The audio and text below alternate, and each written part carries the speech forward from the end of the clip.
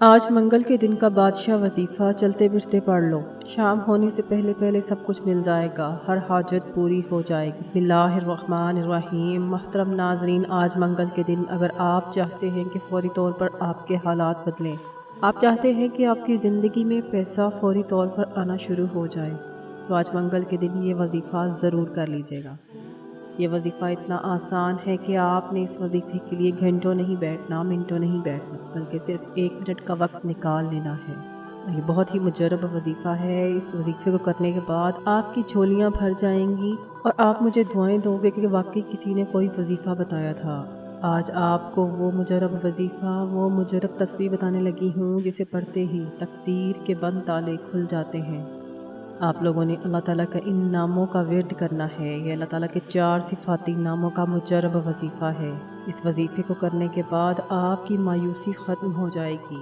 اللہ تعالیٰ فرماتے ہیں کہ کہہ دو کہ اے میرے بندو، جنہوں نے اپنی جانوں پر زیادتی کی، اللہ کی رحمت سے نا امید نہ ہونا۔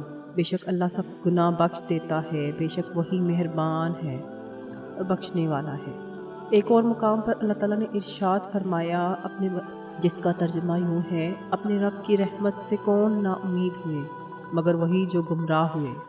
ایک اور مقام پر اللہ تعالیٰ نے قرآن مجید میں ارشاد فرمایا ہے کہ اللہ تعالیٰ کی رحمت سے نا امید نہ ہونا، بے شک اللہ کی رحمت سے نا امید نہیں ہوتے مگر کافر لوگ۔ محترم ناظرین، آپ نے اللہ کی رحمت سے نا امید نہیں ہونا، آپ نے اس عمل کو کرنا ہے اور اللہ کی رحمت سے امید رکھنی ہے۔ اللہ اپنی رحمت سے کسی کو بھی مایوس نہیں کرتا۔ اللہ عز و جل کی رحمت سے مایوس ہو کر گناہوں میں مشغول ہو جانا ناجائز، حرام اور کبیرہ گناہ ہے۔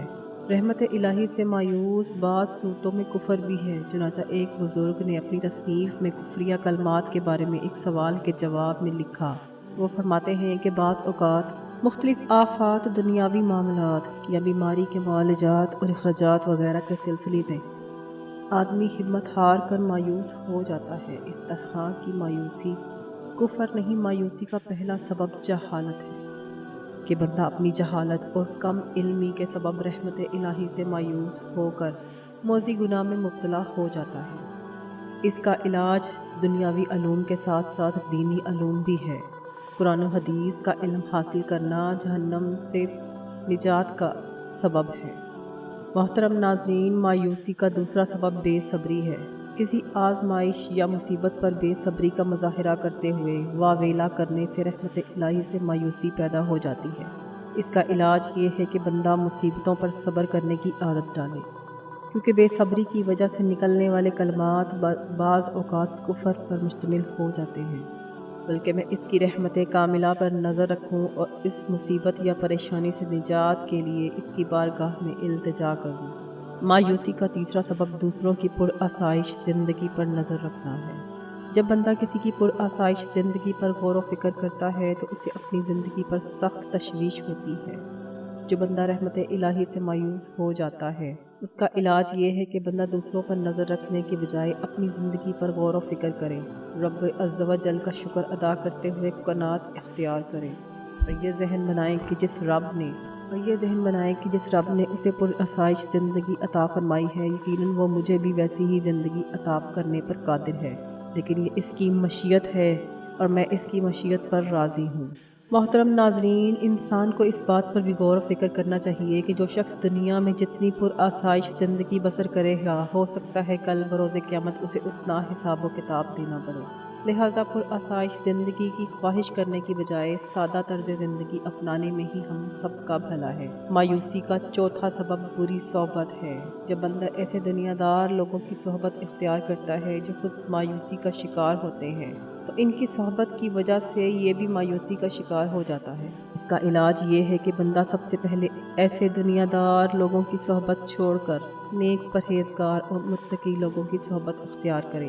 اللہ والوں کے پاس بیٹھے تاکہ مایوسی کے سیاہ بادل چھٹ جائیں اور رحمت الہی پر یقین کی بارش نازل ہو۔ محترم ناظرین، ہمیں ہر حال میں اللہ سے اچھی امید رکھنی چاہیے، زندگی میں کبھی بھی مایوسی نہ ہوں گے اور ہر وقت اپنے رب کا شکر ادا کرتے رہنا چاہیے۔ ناظرین، آج اس وظیفے کو آج کے دن لازمی پڑھنا ہے۔ اگر آپ لوگ چاہتے ہیں کہ آپ کی زندگی آسان ہو جائے، آپ کی زندگی میں اللہ تعالیٰ رحمت ڈال دے، تو آپ نے اس عمل کو کر لینا ہے۔ یہ عمل بہت ہی سادہ، بہت ہی مختصر ہے، لیکن اس کے بہت ہی کمالات ہیں۔ محترم ناظرین، وقت کی نزاکت کو مد نظر رکھتے ہوئے آج کے اس وظیفے کی طرف چلتے ہیں، لیکن اس سے پہلے میری آپ لوگوں سے گزارش ہے، اگر آپ اس چینل پر نئے ہیں اور اگر آپ نے ابھی تک میرے چینل آن لائن وظائف اور تلاوت کو سبسکرائب نہیں کیا تو سبسکرائب کر لیں اور پاس لگے بیل آئیکن کو بھی دبا دیں۔ ایسے بہت سے وظائف، بہت سے اعمال میں آپ کے حوالے ڈیلی بیسس پر کرتی رہتی ہوں۔ اب یہ عمل کیا ہے؟ آج منگل کے دن آپ یہ وظیفہ کسی بھی نماز کے بعد پڑھ سکتے ہیں، یا چلتے پھرتے بھی پڑھ سکتے ہیں۔ تو آپ نے کرنا یہ ہے کہ باوضو مصلی پر بیٹھ کے سب سے پہلے نبی کریم صلی اللہ علیہ وآلہ وسلم کی ذات مبارکہ پر درود پاک پڑھنا ہے۔ درود پاک آپ کوئی سا بھی پڑھ سکتے ہیں، لیکن اگر درود ابراہیمی پڑھ لیں جو ہم نماز میں پڑھتے ہیں تو اس کی فضیلت اور برکت سب سے زیادہ ہے۔ 3، 5 یا 7 بار درود پاک پڑھتے ساتھ ہی فوری طور پر آپ نے اپنے مقصد کی نیت کرنی ہے۔ آپ کے اوپر قرض ہے، قرض کی نیت کر لیں، میرا سارا قرض اتر جائے۔ آپ کے پاس اولاد نہیں ہے تو اولاد کی نیت کر لیں۔ آپ کے پاس دولت نہیں ہے تو دولت کی نیت کر لیں۔ آپ کے پاس رزق نہیں ہے، آپ کے پاس شہرت نہیں، آپ کے پاس مقام نہیں، آپ کے پاس نوکری نہیں، آپ کے گھر میں لڑائیاں جھگڑے رہتے ہیں، آپ کے گھر میں فتنہ فساد ہے، آپ کی معاشرے میں عزت نہیں ہے، آپ جو نیت کرنا چاہتے ہیں، جو آپ کا مقصد ہے، آپ ہر ایک کو ذہن میں رکھتے ہوئے تمام حاجات کی نیت کر لیں۔ اور نیت کرنے کے بعد آپ نے ایک مرتبہ اعوذ باللہ من الشیطان الرجیم بسم اللہ الرحمن الرحیم پڑھ کر وظیفے کا آغاز کرنا ہے۔ اور سب سے پہلے نمبر پر جو آپ نے عمل کرنا ہے وہ ایک قرآنی سورت کا عمل ہے، جسے دولت والی سورت کہا جاتا ہے، جسے دولت کا خزانہ کہا جاتا ہے۔ اور یہ قرآن پاک کی سب سے چھوٹی سورت ہے، بچے بچے کو زبانی یاد ہے، جسے سورت کوثر کہتے ہیں۔ آپ نے سورت کوثر کو ہاتھ کی انگلیوں پر 29 مرتبہ پڑھنا ہے۔ سورت کوثر کو بیماریوں سے شفا والی سورت بھی کہا جاتا ہے۔ آپ نے اللہ کی محبت میں ڈوب کر بڑے آرام سے توجہ کے ساتھ پڑھنی ہے۔ جب آپ پہلے نمبر پر 29 بار سورت کوثر پڑھ لیں تو اب آپ نے دوسرے نمبر پر کون سا عمل کرنا ہے؟ وہ اللہ تعالیٰ کے صفاتی نام کا عمل ہے۔ یا اللہ یا رزاق، یا اللہ یا رزاق، یہ اللہ تعالیٰ کے صفاتی نام ہیں۔ آپ نے ان دونوں ناموں کو ملا کر پڑھنا ہے۔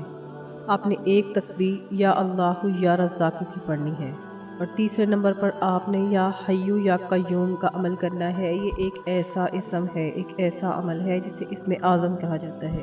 جب کوئی بندہ اس عمل کو، اس خاص وظیفے کو پڑھتا ہے اور کسی خاص دن میں پڑھتا ہے اور بتائے گئے طریقے اور ترتیب کے مطابق پڑھتا ہے تو اللہ پاک اس کی بہترین اسباب بنا دیتا ہے۔ یہ وظیفہ پیغمبروں کا وظیفہ ہے، یہ نبیوں کا عمل ہے، یہ وظیفہ اولیاء اللہ کا عمل ہے۔ اللہ پاک کے 2 اسم اعظم یا حیو یا قیوم آپ نے 41 مرتبہ پڑھنے ہیں۔ اللہ والے فرماتے ہیں جس کے ہاتھ یہ اسم اعظم لگ جاتا ہے اس کو مانگنا نہیں پڑتا، اس کو بن مانگے مل جاتا ہے، اس کے مقدر کا ستارہ چمک جاتا ہے۔ اب آپ کا عمل مکمل ہو گیا ہے۔ آپ نے 29 مرتبہ سورت کوثر پڑھنی ہے، اس کے بعد آپ نے 100 مرتبہ یا اللہ یا رزاق کا عمل کرنا ہے۔ اللہ تعالیٰ کے 2 صفاتی نام پڑھنے ہیں، پھر آپ نے 41 مرتبہ یا حیو یا قیوم پڑھنا ہے انشاءاللہ۔ یہ تینوں عمل کرنے کے بعد آپ نے آخر میں درود پاک پڑھ لینا ہے، جتنی مرتبہ آپ نے درود پاک عمل کے شروع میں پڑھا تھا۔ پھر آپ نے اپنے ہاتھوں پر پھونک مار کے اپنے چہرے اور سینے پر پھیر لینا ہے، اور آخر میں اللہ پاک سے اپنی حاجتوں کے لیے، اللہ تعالیٰ سے اپنی حاجتوں کی، اپنی پریشانیوں کی دعا کرنی ہے۔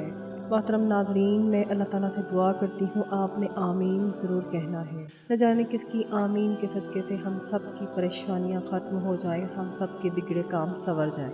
اے میرے مولا، ہم سب کی پریشانیوں کو دور کر دے۔ میرے مولا، ہماری حاجتوں کو پورا کر دے۔ میرے مولا، ہمیں غیب سے رزق اور دولت عطا کر دے۔ میرے پیارے اللہ پاک، ہمارے تمام گناہوں کو معاف کر دے۔ میرے مولا، ہمیں 5 وقت کا نمازی بنا دے۔ میرے اللہ، میری غریبی کو امیری میں بدل دے۔ میرے مولا، ہمیں قرضوں سے نجات عطا کر دے۔ میرے مولا، ہمیں نیک اور صالحہ اولاد عطا کر دے۔ اے میرے اللہ، جو بے اولاد ہیں ان کو اولاد نرینہ عطا کر دے۔ اے میرے اللہ، ہماری خطاؤں کو معاف کر دے۔ میرے مولا، جہاں جہاں مسلمانوں پر ظلم و ستم ہو رہا ہے وہاں پر اپنی غیبی مدد فرما دے۔ محترم ناظرین، آپ لوگ آمین ضرور کہہ دیجیے گا، کیا پتہ کسی کی آمین سے ہم سب کی زندگی بدل جائے۔ اپنے رزق میں برکت اور کشادگی کے لیے اللہ تعالیٰ کے 99 ناموں میں سے ایک نام کمنٹ باکس میں ضرور لکھا کریں۔ محترم ناظرین، مزید وظائف اور اعمال کے لیے میرے چینل آن لائن وظائف اور تلاوت کے ساتھ جڑے رہیں۔ چینل کو ضرور سبسکرائب کریں۔ جزاک اللہ۔ السلام علیکم ورحمۃ اللہ وبرکاتہ۔